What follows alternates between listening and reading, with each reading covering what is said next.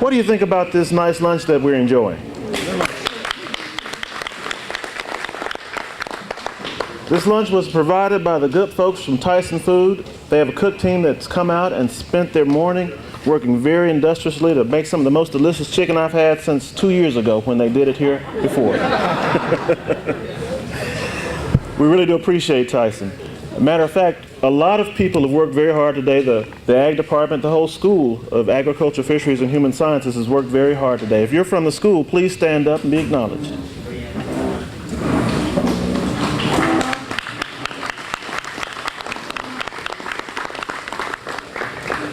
If you're from the university, stand up. We know Dr. Davis is from the university. Well, it's about time on the schedule, on the agenda for us to have a chat about emerging issues in agriculture. And we are very fortunate to have a distinguished panel of representatives, senators, and their aides, and also some technical expertise from FSA with Ms. Newkirk, I think, and Mike Sullivan. I think he's out there somewhere. Mike, will you come join us?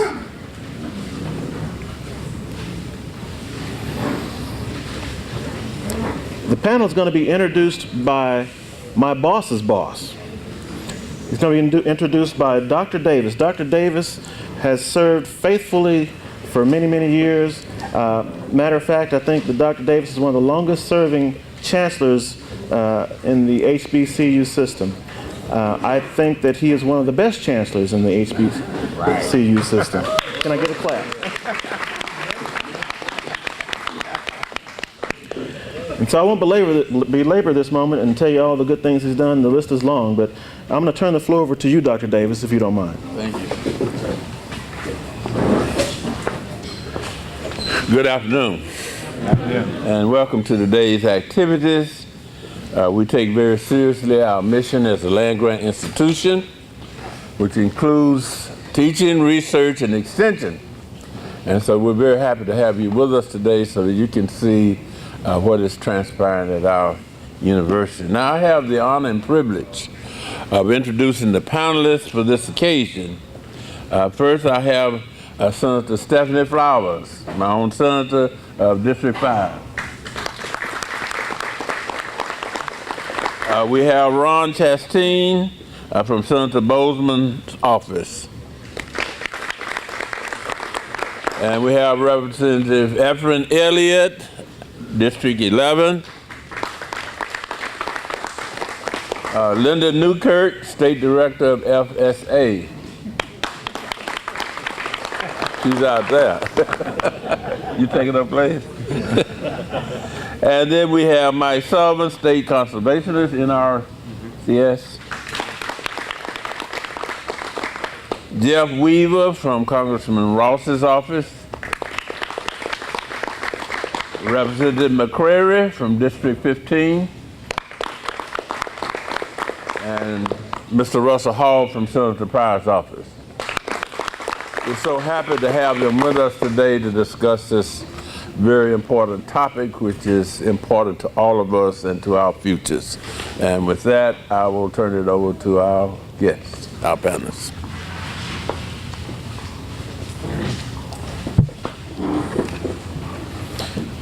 I'll kind of get the ball rolling here.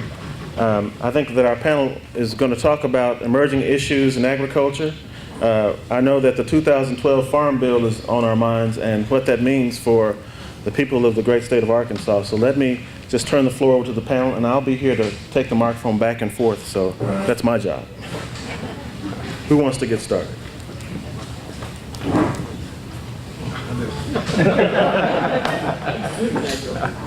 Thank you. As far as the Farm Bill goes, I often tell people that if I had to pick a time to create a new Farm Bill, it wouldn't be right now. With all the budget issues and the fact that our commodity prices are really good.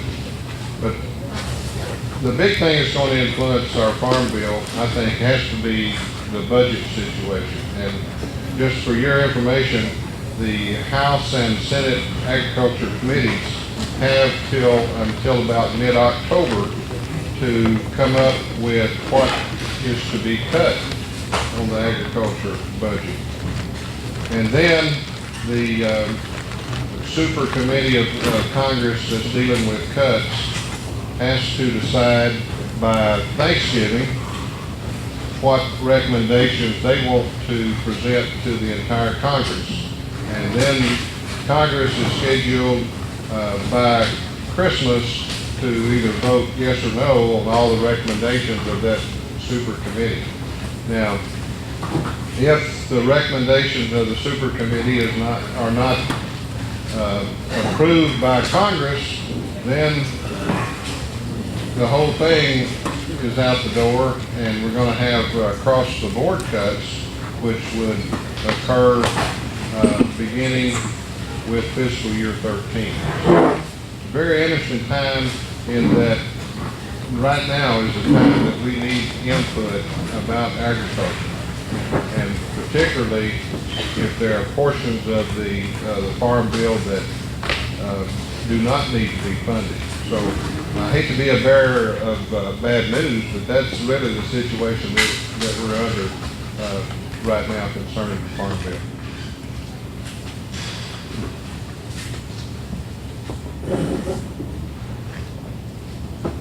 I guess, does anybody have a question that would like to be posed now? I'd like to know what this means for the state of Arkansas in particular. Is there anybody that can address that question? Yes.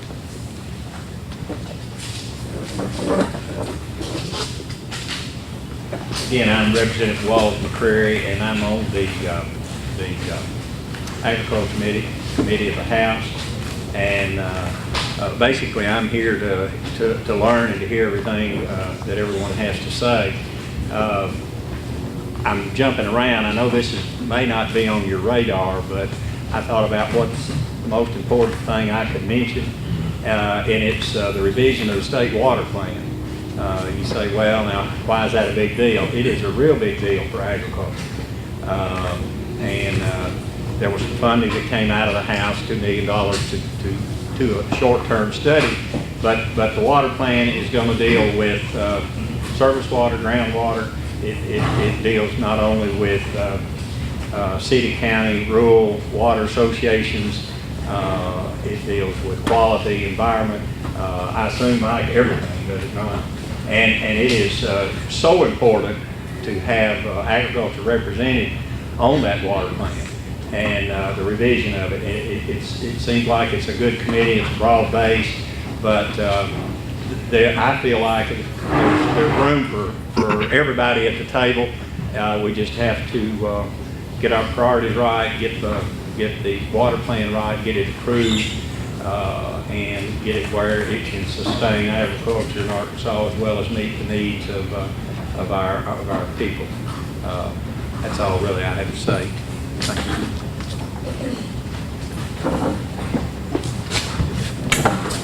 Good afternoon.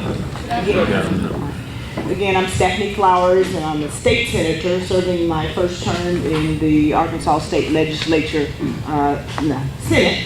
I serve this district, as the Chancellor mentioned, and parts of 4 other counties in Arkansas, which include Deshay, parts of Deshay, Lincoln, Phillips County, as well as Arkansas County. And in the Senate, I've been privileged to serve as the Vice Chair of the Agricultural, Forestry, and Economic Development Committee. In terms of the Farm Bill, I thought we were talking, and I don't know really what the audience represents, but as I understand it, the Farm Bill is related more and has more impact, I suppose, on large farms. And I understood this conference today was more about the small farmer, and whether it's the large farm or the small farm, my idea is that, and what I'm hearing from my constituents, is that if we can do more to promote marketing and open markets for farmers, whether large or small in the United States, that's the biggest push right now, getting the crops to a market. And I think in this economy that we're experiencing, as Mr. Chastain explained, we have to do more. We're in global markets now. It's open markets.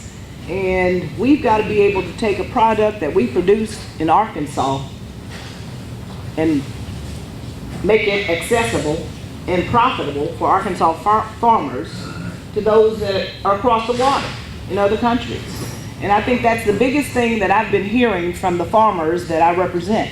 The small crops, specialty crops some people call them, those crops that you grow, that we see in the grocery stores, the broccoli, the spinach, all of those things are important. We can find better ways to process them and move them into the global market. I think that is something we need to focus on in the United States and in Arkansas as one of our states. So that's what we've tried to do. I've tried to do in the legislature since I've been there. I served 6 years as a representative before coming into the state senate. And we've tried to put funding out there for university research, for marketing. We give grants and we assist by matching grants to different entities for the purpose of marketing and research and promoting our Arkansas crops. So I'll continue to do that, and I encourage anybody to speak up today, or you're welcome to call my office. I'm here in Pine Bluff. I serve as an attorney. That's my real occupation. And I'll tell you, I've learned a lot since being on the Agriculture Committee. This is my first time serving on that committee. And it's been very eye-opening. I know that we depend on agriculture in Arkansas. That's our largest industry.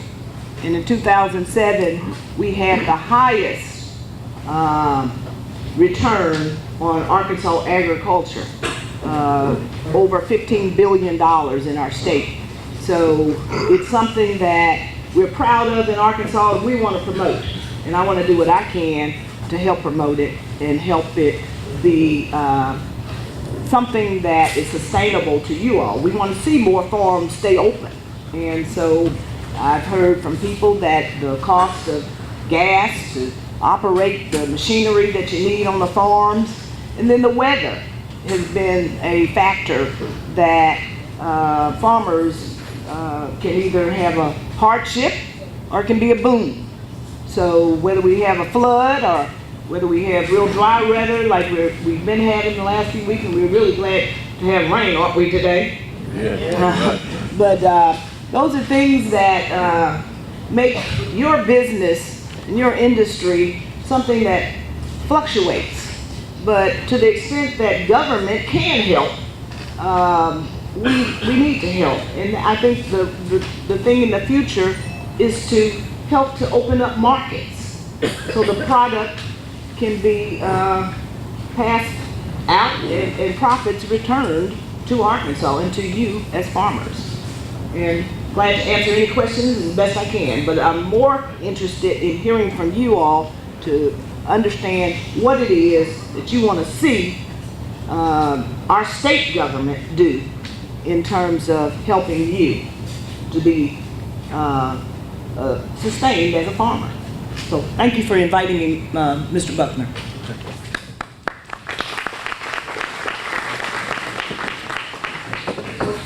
Good afternoon. My name is Representative Elliott. My district is District 11, which the majority of it is rural and farmland as well. I want you guys to do me a favor. Everybody kind of look at each other. Can you do that? Just kind of look at each other. And the reason why I'm saying that is because it is so important that we all understand that agriculture affects us. I stay in All-Timer. I can drive 2 houses or 3 houses down and I see cornfield. I can tell you what season it is by what's growing. So it affects my community, it affects my district, it affects me. I'm not going to say that I'm an expert on agriculture because I really, I don't know. My wife's family grew up on a farm and All-Timer, and we have all these wonderful memories that people are saying. And I want to make sure that the small farmer, that the agriculture department is preserved. And the only way to do that is for us to hear from what it's going to take from you guys for that to happen. Now, if we don't hear, then we don't know what to take up to the Capitol to defend. So you guys have to be the go-between between us so that we'll know. I can't tell you how to grow corn. I don't know, but a farmer can. And if I make a decision that may affect them, before I make that decision, I would like to know how that affects the farmer. So once again, I just want to let you guys know that agriculture affects all of us, especially in our district. And we want to make sure, I'm sure all the panelists as well, we want to make sure that we do what's right so that we can come up with new innovative ways to help our communities. Thank you, and you guys have a good day.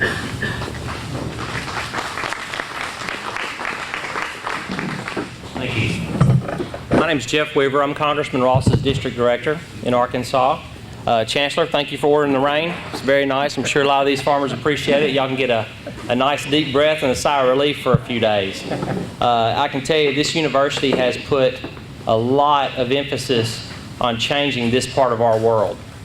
We come in contact with UAPB students, UAPB alumni every day, and well, there's one right here from Elliott, who's actively changing policy, and certainly we've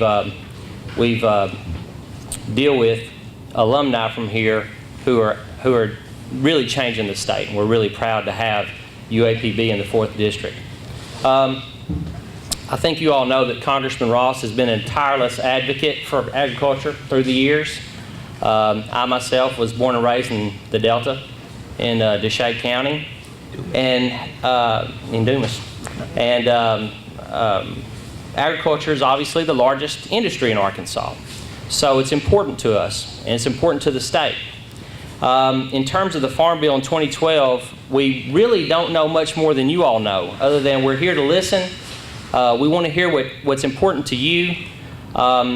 I think everything's already been said, but not everyone has said it, Ron. So we do know that there will be a smaller pie. So therefore, there'll be maybe a smaller slice of that pie. We are still trying to find our way through that process. I think the congressman would be just fine extending the current farm bill for a year or 2, 3, or however long it takes to weather this storm.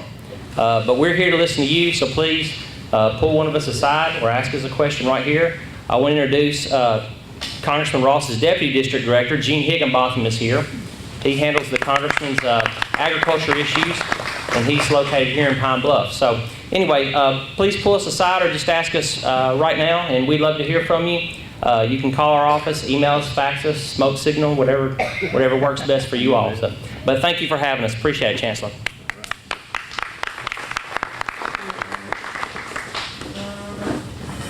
Thank you. Afternoon, everybody. I'm Russell Hall with Senator Mark Pryor's office. It's a pleasure to be down here today and enjoyed the rain this morning. It's like, well, the sun was peeking out earlier, a minute ago, but gone back behind a cloud, which is fine and dandy with me in this metal building. Agriculture is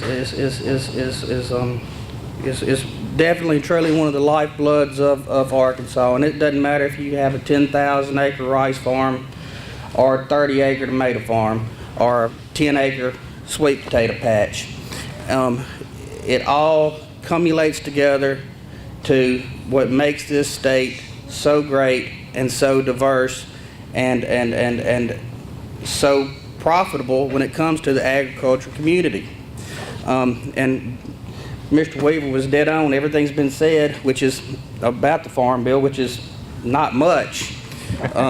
There's not. That's right. It's time for open and honest dialogue, and when we go, our bosses want to know what you think.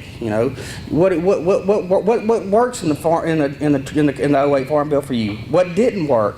Were you excluded? Were you included too much? That's what this is for. And I think that, I also, Jeff said it again, he stole my thunder with You know, we'd love to extend the farm bill. You know, the worst thing about farm bills is about the time you figure out how to work it, it changes. That's the nature of the beast, and I do think that just my gut feeling of just early dialogue is that that specialty crops will probably have a better place at the table in this new farm bill than we have in the past. That's my gut feeling. You know, anything's liable to change day to day, and as the negotiations continue forward. But call us, and what I'd like from y'all is you know, tell us what you're seeing, tell us what you got going on, what your plans are, you know, what you'd like to see from the federal government. And Senator, you mentioned trade, and trade's very important to us. And you know, we're working trade agreements all the time. Just almost got one signed here with South Korea. That's going to really help Arkansas products get over to that market, just like you're talking about. So trade's very important, and we continuously work on that. Other than that, thank you for inviting us here. I would be remiss. There is another prior staffer in the audience, Miss Camara Seals. She's our deputy state director, and she was and she handles most of the field operations, and she was in Wabaseka. Yeah, Wabaseka. And rolling through, and had to stop. So I'm glad you're here, and again, let us know, keep us posted, and thank y'all.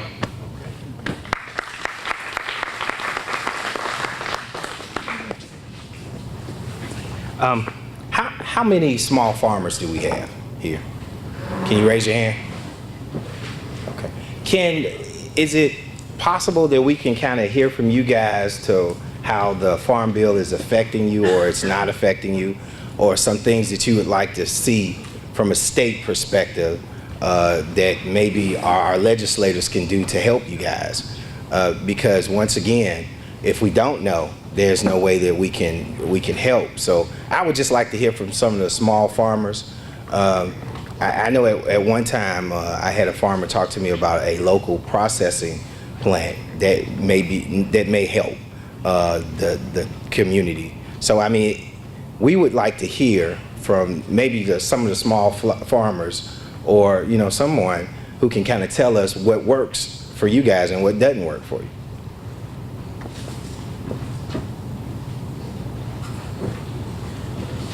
Nobody? Don't see you once. Here's one.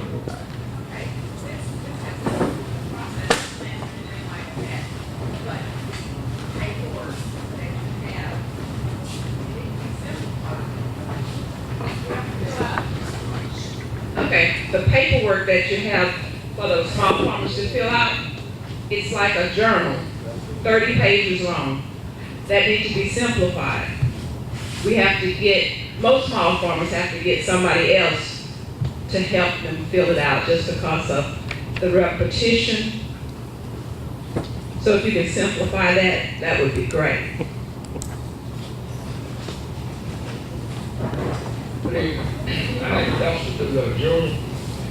I would like for someone to address the SURE program.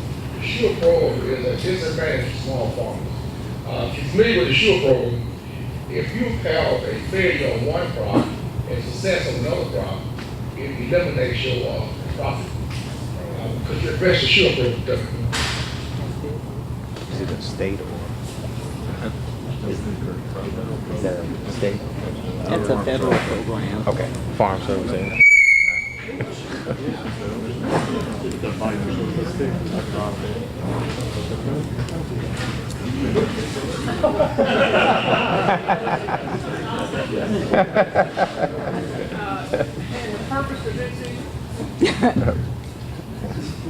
I just would say for the SURE program, not only is it not effective for small farmers, it's not effective for the large farmers in Arkansas either. And I do think that our congressional leaders will be looking at that when they start working on the new farm bill. The reason it's not effective for us, one of the reasons is not only about the one crop, but also about the crop insurance and late production. It's a year after the fact. Doesn't help you at the time when you need it. Well, and I know I'm not answering all your questions about sure, but that's just some of the things, the problems that we have. And you can go to the Midwest, and it works for them. They all have crop insurance, and it's a great program for them. It doesn't work in the South. Now, I would like to, maybe wish you hadn't given me this month. I'd like to go to the Senator's statement about the small farmers, and also about the specialty crops. President Obama and our congressional leaders, as well as all of USDA, have been working with the small farmers and with specialty crops and with processing and also other issues pertaining to the small farmers and the specialty crops. Now, most of you in here know that we have the NAP program. It is a safety net for those small crops, and that works well. And I'm talking about that slide through FSA. Lawrence McCullough is not here today. He's the State Director for Rural Development. And rural development had a big stimulus push through this administration for the last 3 years and has made great strides in addressing various issues as far as in the cities and also with working towards these processing plants and other things. But certainly we are very much aware, and when I say we, I'm talking about USDA, Farm Service Agency, are very much aware of the needs of the small farmer, and we are trying to work with each one individually, either on a farm loan or on specialty crops or disaster programs. And we've had various disaster programs, and this farm bill has addressed livestock issues, which affect some of you down here in this district. We're extremely proud to be able to work with UAPB on any issue, and certainly any of you farmers that have anything that you want to address us, we're ready to help wherever we can. Would you identify yourself? Would you identify yourself if you didn't get your name? Linda Newkirk. You might tell people that. I am Linda Newkirk. I'm the State Executive Director for the Farm Service Agency.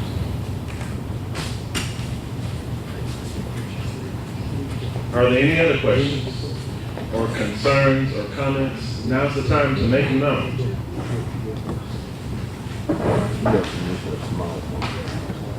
Hello, I'm Rita Connolly. I'm an instructor here at the university.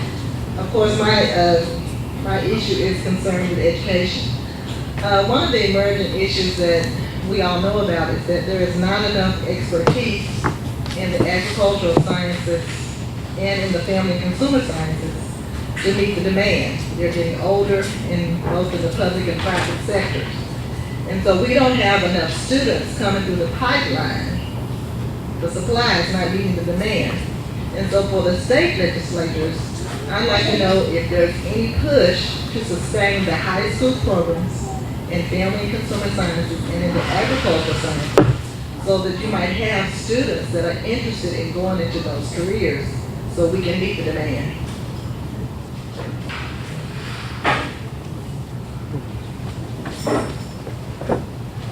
I'd like to say that that's a great question, and I'm on Dalloway School Board, and that's one of the things that I'm always telling the other directors, that not just the high school, but I think we need to meet them at the elementary as well and try and grow our own.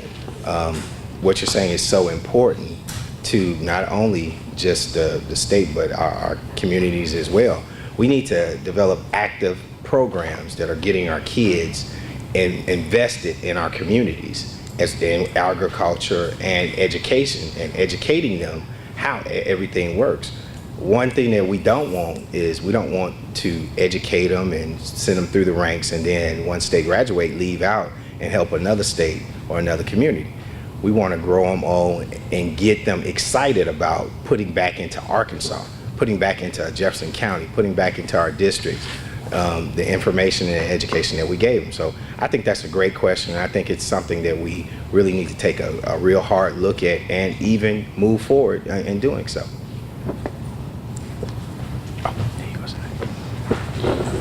I'd just like to mention that a lot of that you are commenting on in terms of bringing the next generation into agriculture, that's really something that we're going to have to look to local leadership, our school boards, to make decisions about those kinds of classes. And I'll note for you that we've got several high school and school districts in Arkansas that already do engage and have established an agricultural vocational type class. Stuttgart is one that comes to mind, and there are others within our state. It's something that you're at the university.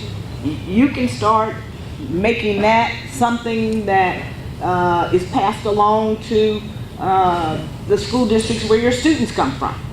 Assisting, and if we start communicating more with each other, all these different entities that we have so much in the way of local government, county government, we have below in the local area, the school boards and other commissions and boards and things. And if we start doing a better pattern or establishing a better communication between all these different entities, then we'll figure out what we need.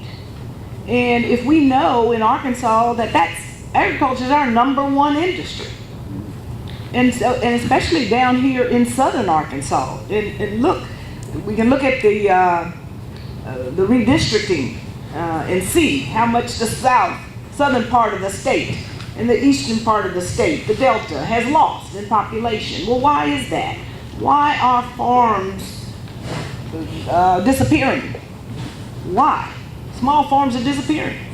So we have to do a better job of communicating to school boards, communicating to our state Department of Ed, Workforce Ed, because Department of Workforce Ed, through grants, can help school districts develop these kinds of programs for high schools.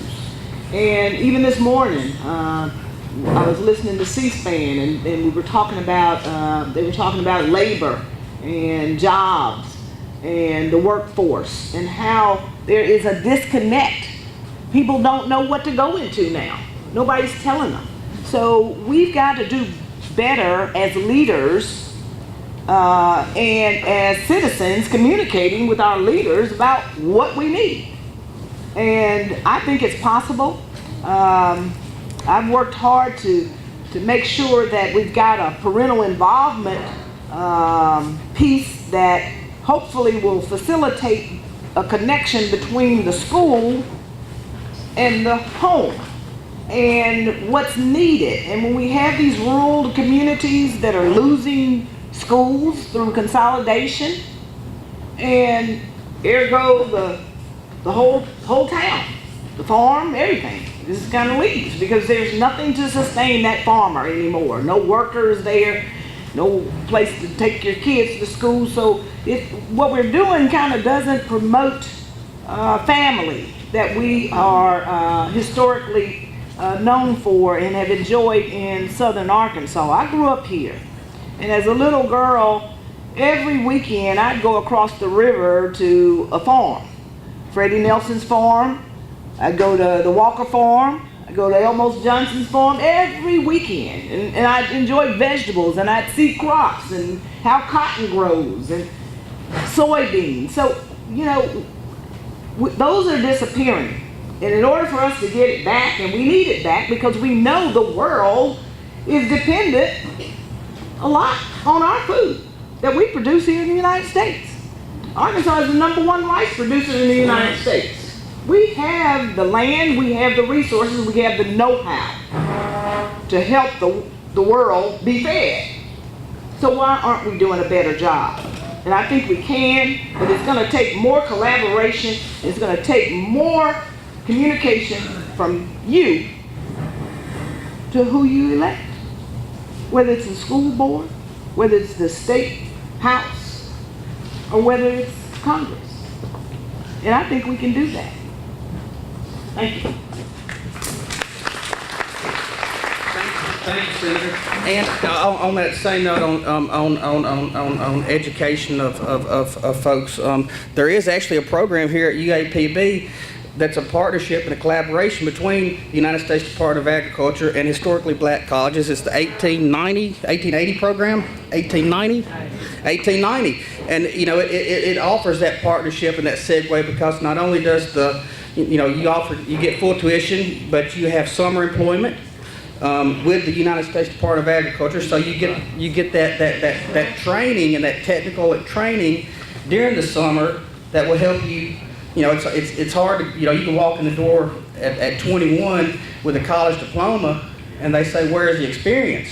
Exactly. And so with this program, and what this program's doing for UAPB students is saying, here's my diploma and here's what else I've done. This is my boots on the ground. And I think that's a really good program. And actually, the neatest thing is we have an Arkansan now just about running it, if not running it. Mr. Dexter Pearson, he worked for Congressman Snyder, and then he went to work for the Agriculture Committee, and now he's at USDA overseeing that program. So we have a local guy that's doing good and giving back through that program. But that's a good example of the federal government and the federal departments working together in order to do exactly what you mentioned, and that's to avoid the loss that we're experiencing of qualified people to take the reins now that the baby boomers are getting a little bit older.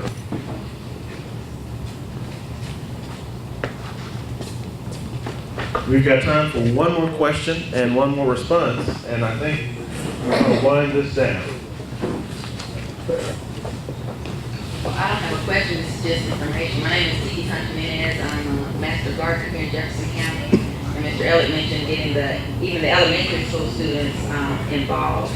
We have a program, a youth garden project, and all the teachers or principal, whoever has to do is to call the Jefferson County Cooperative Extension Office and ask about the youth garden program. And what they do is they come to the youth garden plot there next to the Cooperative Extension Office. They get an opportunity to plant, they get an opportunity to come back and fertilize, and they get an opportunity to harvest. And one of the big gaps we have is the schools that come in and do their planting for the end of the school year. We give them information to come back with their parents so that they harvest in the summer, but they never come back. So, during the school year, the teachers bring them on the field trip to be able to harvest. But then once the school year is over, the parents don't bring them back during the summer to harvest the crop. So we're out there, volunteers out there harvesting and taking the surplus to neighbor, Salvation Army and things like that. But if more schools would get involved with that, that's one way to get them interested in the elementary level. Another way, which is also free, is to get them involved in the 4-H programs. And schools can call Cooperative Extension. Ms. Tia Woods is the 4-H agent, and try to get a 4-H club in your area. And they do more than just the gardening. They do gardening and farming and the textiles and all those things. They have fashion workshops and things like that. So there's a lot of different programs within 4-H and within the Master Gardeners, which are all through Cooperative Extension Service, that are available and free to get the students interested at a young age in these programs.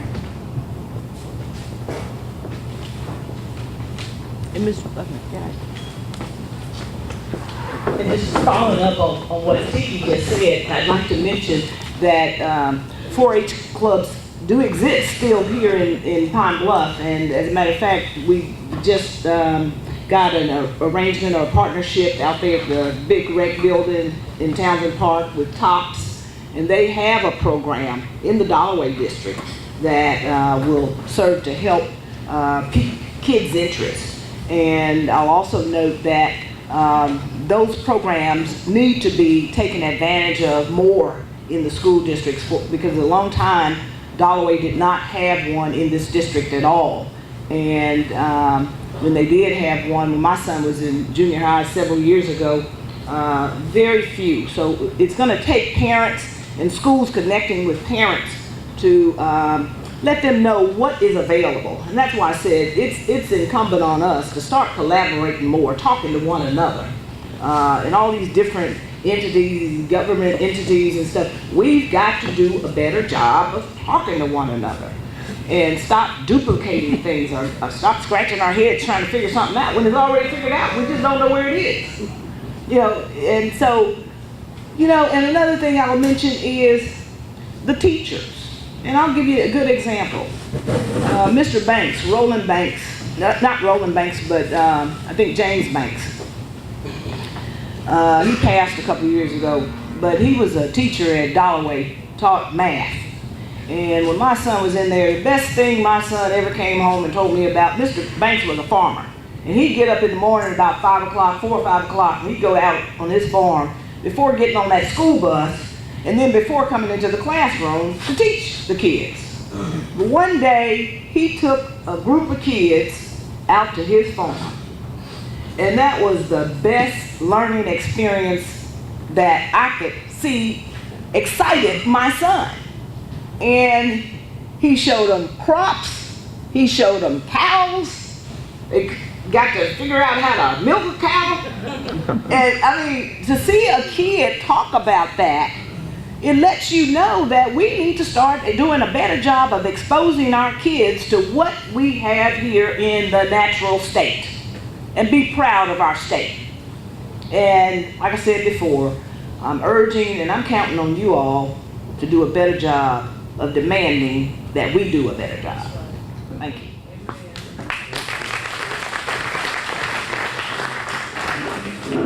Can we get a round of applause for our panel, please? One more.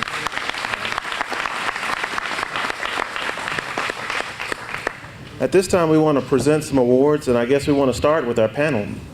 Miss Eddie and Miss Jones, can you come up and present them with the gifts that we have? After they receive their gifts, we're going to start with our presentation of awards for the Tractor Show, the Central Arkansas Two-Cylinder Club, and the Central Arkansas Antique Machinery and Historical Society of Grant County.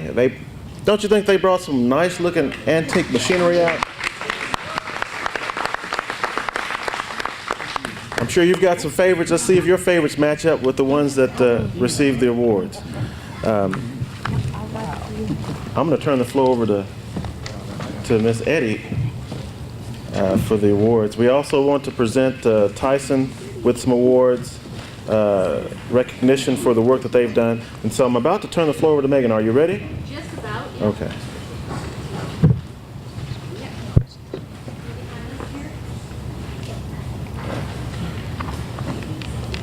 Thank you.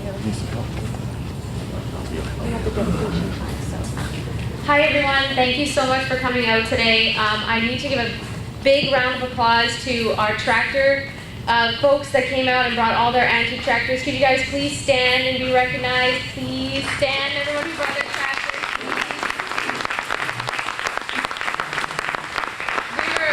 It was very fortunate to have these guys come out on their own time and bring their tractors here to the Farm Field Day, and they sure were a joy to look at and very interesting. I'd like to recognize Larry and Pinky Harrington for kind of being the go-to couple to help get this whole thing arranged. Mr. Larry was a great help to me in getting everybody rounded up. So I appreciate Larry and Pinky for doing that. For our participants, of course, we had Larry and Pinky, David and Imogene Taylor, Jack and Beverly Abernathy, David and Marcy Paxton, Joe and Joan Matthews, Ken West, Ernest Harvey. I hope I got that correct. I didn't miss anybody, did I? Okay, good. Well, we wanted to do some awards. We have 4 awards that we have for the tractor show, and those awards are People's Choice, Best in Show, Oldest Tractor, and Farthest Traveled. So to get started, the farthest traveled trophy today will go to Jack and Beverly Abernathy. They came 60 miles from the bauxite area. So this trophy here will go to them. Thank you very much. We appreciate the long drive, you guys. For the People's Choice Award, this was voted on by everybody who was within the area themselves. They all voted as well, and that goes to David and Imogene Taylor with their Farmall Cub 1948. Was voted People's Choice.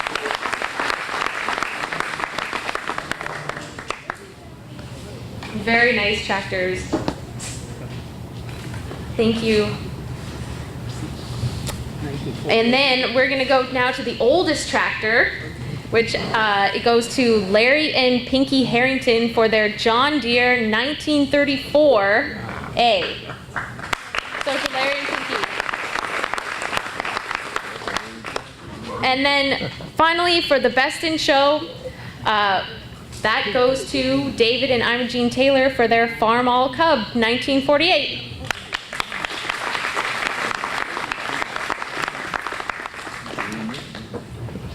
And we also have trophies here for all the participants, and we sincerely appreciate you guys coming out here today, even with the rain and all. It was a joy to have you, and we hope you come back next year. I think we'll be in Lone Oak then, and that's that. So thanks again. I enjoyed working with you. And Dr. Buckner here has a few dedication plaques that we would like to announce. So I'll pass it to you. Thank you. We're nearing the end. We just want to acknowledge those that we've got in the program for the dedication. And those are Mr. Willie Booker, Dr. Bangu, Mr. Joe Smith, Mr. Booker Clemens, and Mr. Wilbur May. Are you in attendance today? If you're in attendance, we have something for you. If you're not, then I don't guess you'll be standing up. We'll mail it to them. Okay. And with the close of the program swiftly nearing, I want to turn the floor over to our Dean and Director, Dr. James Garner, for closing remarks. And I think that's about it.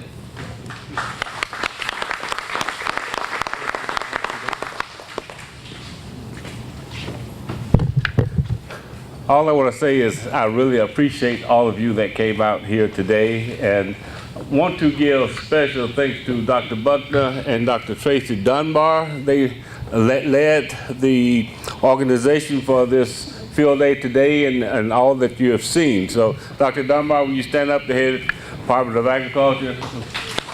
And we see Dr. Buckner, you've already seen. I really also want to thank our Chancellor for coming out and supporting us. He's always been a strong supporter of our School of Agriculture, Fisheries, and Human Sciences, and the panel members. And I also, before we get a round of applause, I want to tell each of you that I will talk to you about the Farm Bill and how it will affect us, because the Farm Bill, as you know, not only supports UAPB, but it supports the 1890 and 1862 programs and the stitching programs in the state as part of that Farm Bill. So it means a lot to the state, and so I would like to really talk to you individually about that. But with that, I also want to give thanks to all of the members in the Department of Horticulture. I'm saying horticulture because that's the department I used to be in a long time ago. In the Department of Agriculture, will you please stand, all department members again. These people have done an outstanding job, and I hate that we did have the bad weather because we didn't get to get the full view of what they had to present to you today. But remember, anytime that you want to come out and view our programs, they will be willing to talk to you. I will be willing to talk to you. So don't hesitate in contacting us. And with that, again, thank you for being here, and see you again next year in Lower Note.